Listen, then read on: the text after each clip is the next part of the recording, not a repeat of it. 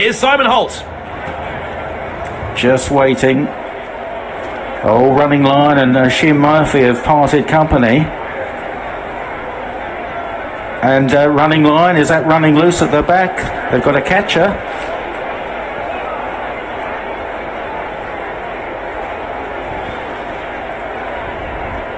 Others forced to wait in the stalls. And they're off, and they've gone without Running Lion.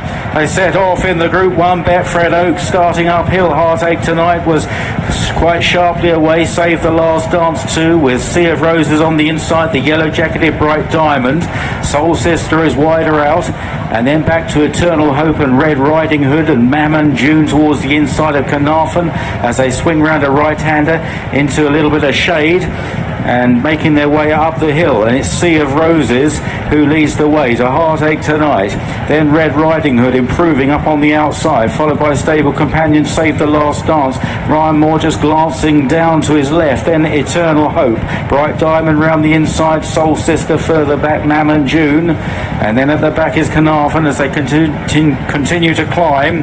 And a shock at the start. Running Lion hasn't taken part in the race as they run uphill still, and it's Sea of Roses that leads the way. Heartache Tonight out wide. Red Riding Hood. Bright Diamonds on the inside of Savethelastdance. Then Mammon June, Eternal Hope, Caernarfon and Soul Sister, and Frankie Dettori just about the back markers now, about 8 lengths behind the leaders. Turning left-handed and beginning the run down towards Tattenham Corner. Sea of Roses leads the way to Heartache Tonight. Caught 3 wide is Red Riding Hood.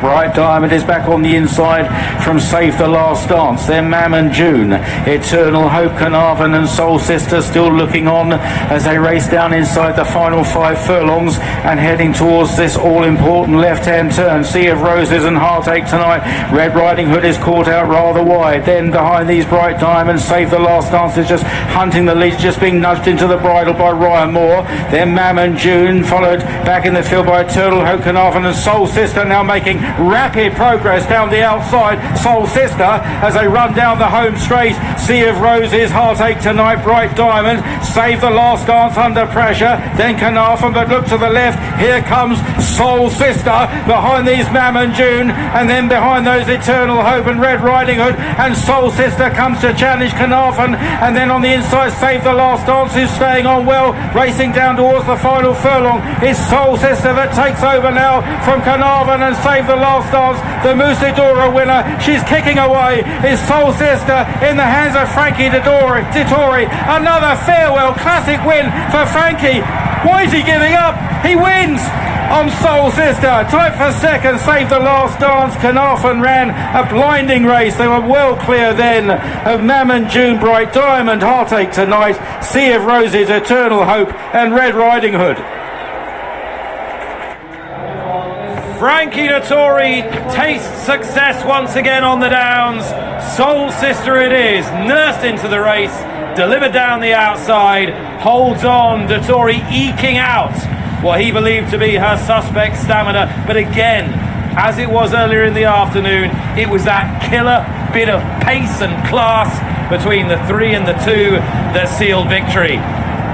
This time in the Betfred Oaks. It's another Oaks for John Gosden after Annapurna, Enable and the brilliant Tigruda.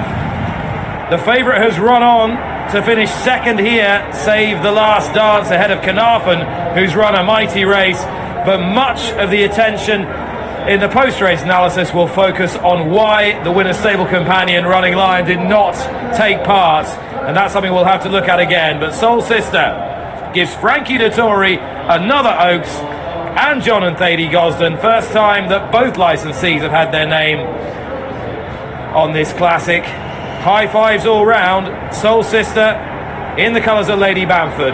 All class, the Musidora winner. 11:04 she's returned. Martin Dixon. Yeah, the on-screen time, we'll get an official confirmation, was 2:36.6. We'll get official confirmation of exactly what the time is.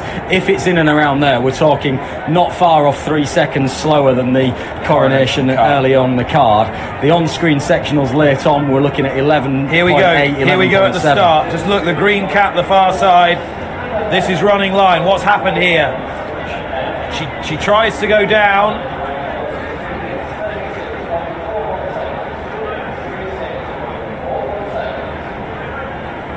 She's reared up, gone back through the back of the gate. Sheen Murphy's come off, she's cantered loose, and that was it.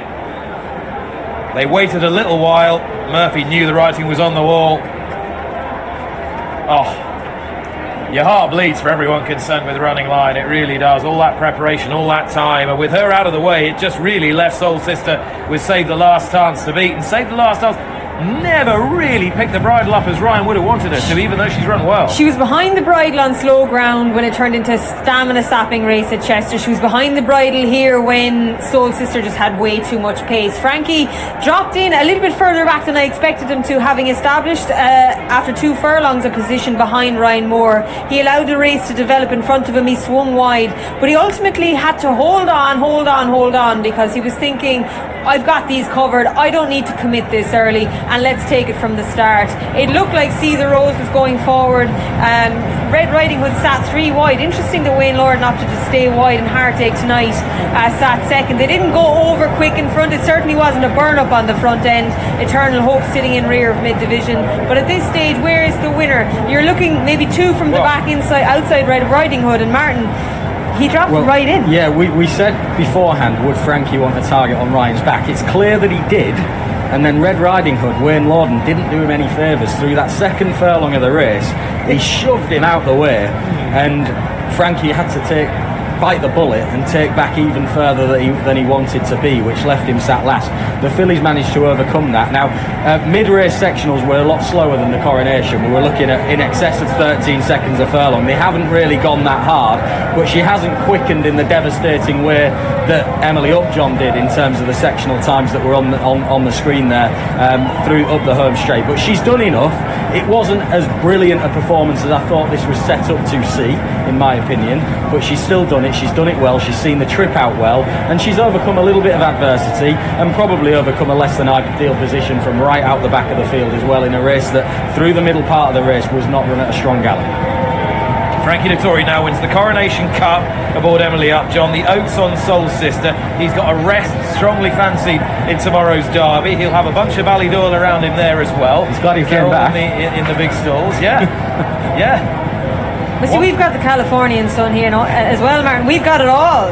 And of course the yard in tip-top shape as well. We can talk about Frankie, but you'd have to tip your hat to John and T Gosden as well. When it comes to the classics, they rarely miss, and after coming from the Musadora, this filly has stepped up again. Even here you could just see behind Red Riding Hood now on the very outside, Frankie is literally watching the race unfold, nudging along. She's extending, she's quickening gradually. There's no turn of foot like Emily Upjohn, but there doesn't need to be, because he's not going to send her 3 furlongs from home. This filly is far less experienced, but yet going through the gears very nice. With a quarter to run, the race is in the bed, and you have to tip your hat to Caernarfon, who's run an absolute corker for a filly that I didn't think would stay a mile and a half. I was completely wrong.